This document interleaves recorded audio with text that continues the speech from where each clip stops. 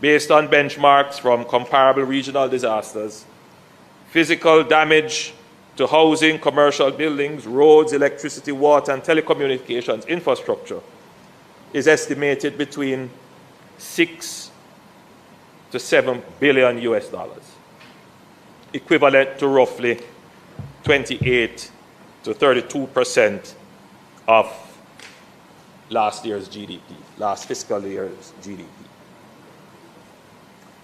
It is, members, a major hit to our economy. And I want the country to appreciate that we have never had a disaster of this magnitude with this economic footprint in terms of the impact. Not Gilbert, not Ivan, all of those were relatively small to our GDP. To lose 30% of your GDP is significant. So, still preliminary. I believe it is conservative based upon the damage that we have assessed, but the relevant public agencies are doing their assessment in addition to what they have to collate from the private sector. And so I would say in another few weeks we should have what the real figure is, but we can use this as a benchmark based upon what other countries would have been impacted and what we have observed and what has happened to us here in Jamaica with a Category 5 hurricane.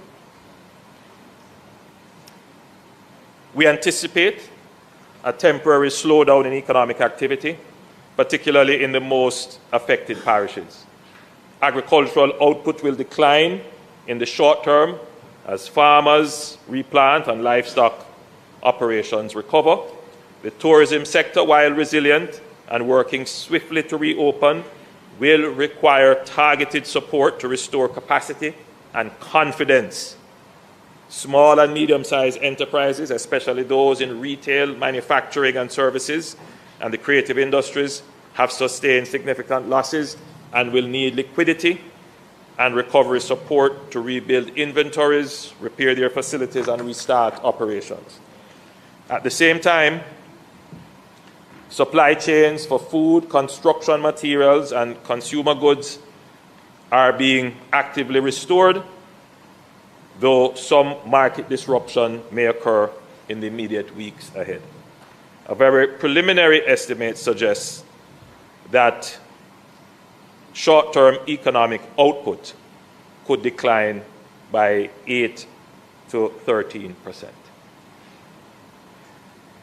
Madam Speaker, this means that revenues will decline as well as economic activity slows, even as expenditures must increase to finance emergency relief, recovery, and reconstruction.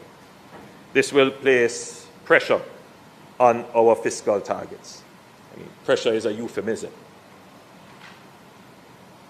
As we did during the COVID-19 pandemic, my administration will act responsibly, transparently, and with foresight to protect lives and livelihoods while preserving Jamaica's hard-won macroeconomic stability. In this regard, it will become necessary to activate the lawful provisions under Section 48C of the Financial Administration and Audit Act, which allows for the temporary suspension of the fiscal rules in certain circumstances of national emergency or extraordinary economic disruption. We anticipate a rise in the debt-to-GDP ratio in the short to medium term as resources are channeled into rebuilding and resilience.